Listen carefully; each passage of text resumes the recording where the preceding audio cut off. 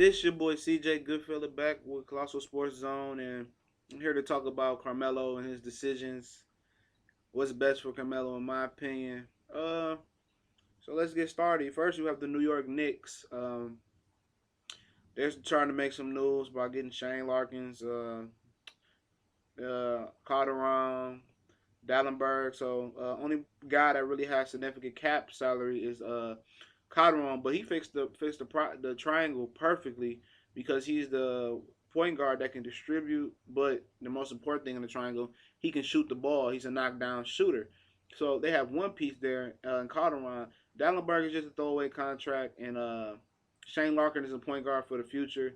He really doesn't make that much. So, and then Wayne Ellington was just a throw in. He's a good guy just has shooting. He's not making that much money. So they basically just cleared the way for 2015 to bring in some guys, which are Rondo. You got they get Barnyardi off the books. You got so many of them. Let me check my list. You got Rondo that's gonna be a free agent.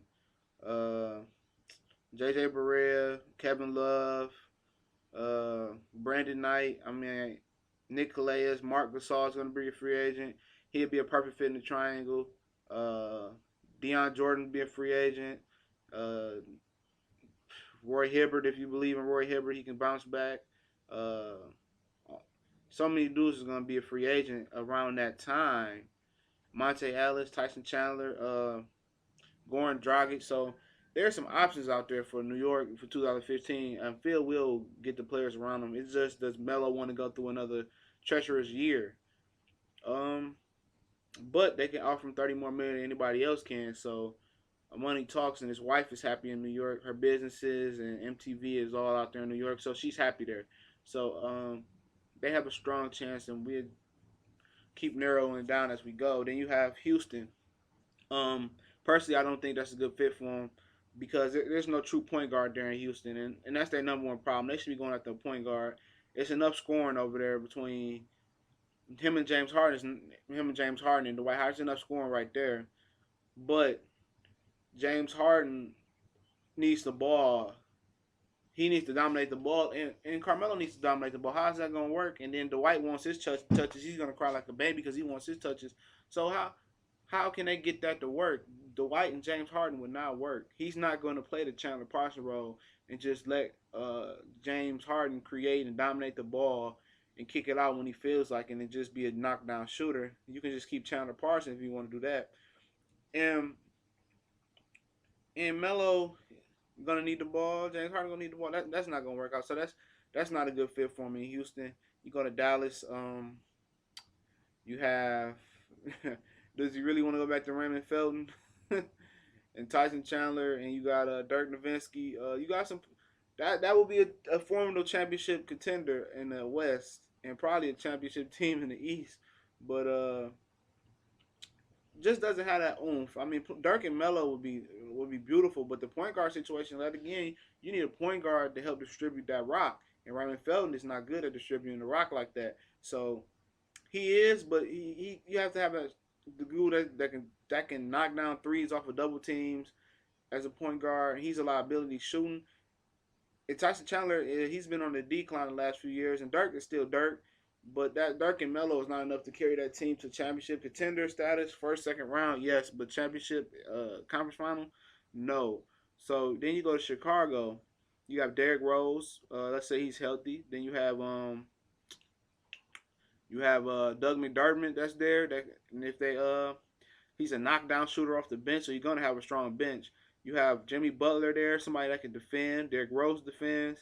Joakim Noah defends the bucket. So that definitely helped Melo out on his lack of defense if he doesn't want to play defense like he usually does not want to play defense. Then you have Taj Gibson there, another terrific defender. So the answers about Melo defense is not going to be a problem in Chicago because they play team defense and they have two rim protectors in Taj Gibson and Joakim Noah. So that's beautiful work for Melo. Then you go to the offensive end. You have a point guard that wants to be a point guard and shouldn't have to carry the load and has the abilities to be a true point guard in Derrick Rose, and he has the desire to be a true point guard.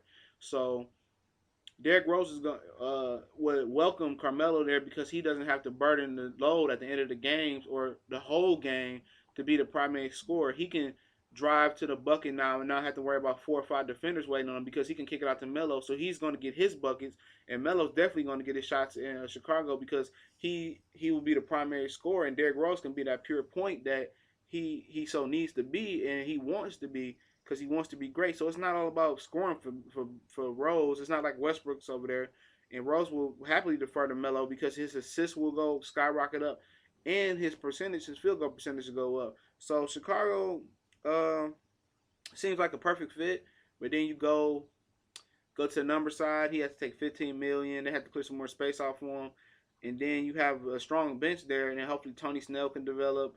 They can bring a point guard in to replace Kirk Heinrich. They can maybe they can bring DJ Augustine back, was nice, and Doug McDermott. So if you bring Doug McDermott, DJ Augustine, Tony Snell off the bench, you can find you another big somewhere. Uh, that will be the ideal. That would be an ideal team to be reckoned with and really have a chance to be a championship contender in the Eastern Conference Finals contender every year as long as everybody's healthy. So I mean, we look back at the video. We had the 4 primary. Well, then my bad, the LA Lakers. um, Kobe and Melo, I think they could make it work, but they have to have the right point guard, and the Lakers don't have a right now. The Lakers don't have hasn't made any moves. Maybe they can tell Melo what they plan to do. Where they have Julius Randle, Kobe, Carmelo, that's formidable. Maybe you could bring Gasol back, and build a bench. That's a formidable team right there. A Western Conference contender, second to conference finals round, and they can put the right pieces around them and find a young, hungry point guard and build a bench. Maybe in 2 years they will be championship contenders, but you'll be waiting on the same thing in New York, which in New York you'll be getting 30 more million. So do you really want to wait? So the best fit for Carmelo is the Chicago Bulls for his offensively game, financial reasons wise. And he really said he didn't care about the money. He just wanted to win. If he wants to win right now, Chicago Bulls are the perfect place. He can beat Carmelo. He doesn't have to change anything on the defensive side, or he doesn't have to change his offensive game because we have 4 terrific defenders out there at starting the game with him. Then you have him as the primary scorer. He's going to come there and get all the buckets, and Derrick Rose not going to have a.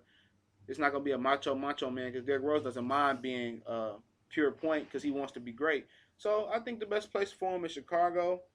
Hopefully we find out in the next few days where he's going to go after the holiday. It's your boy CJ Goodfellas. Salute you.